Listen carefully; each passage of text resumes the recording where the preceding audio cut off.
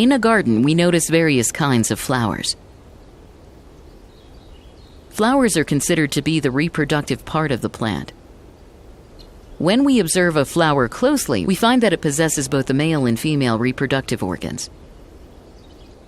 Let us study the structure of a flower in detail. At the axis of the flowering branch, we find small leaf-like outgrowths called the bracts. The stalk of this flower is called the peduncle, which has a swollen structure known as the thalamus. Calyx is the outermost whorl of the flower. It is composed of sepals, which are usually green in color.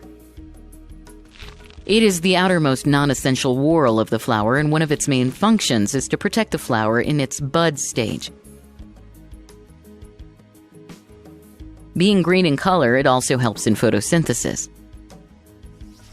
The next inner whorl is the corolla.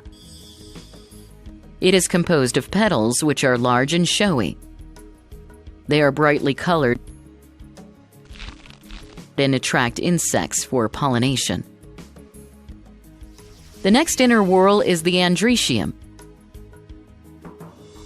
which is composed of a number of stamens. Each stamen consists of a filament, anther, and a connective. A close observation of the anthers shows the presence of two lobes called the anther lobes. Each of these contains numerous pollen grains.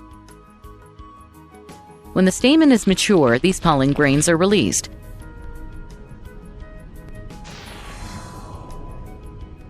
A magnified view of a pollen grain shows the hard, thorny outer covering called the exine.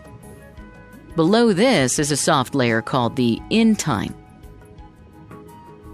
We also find a nucleus and a generative cell embedded in the cytoplasm.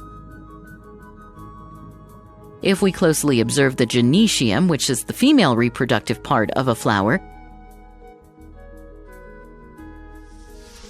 it has a terminal knob-like portion known as the stigma. The stigma continues as a thin stalk-like structure called the style, which ends into a swollen pear-shaped body known as an ovary. A section of the ovary shows chambers known as locules. Inside these locules, we find the ovules. The ovules are attached to the ovary by the placenta, which is a thin layer of tissue.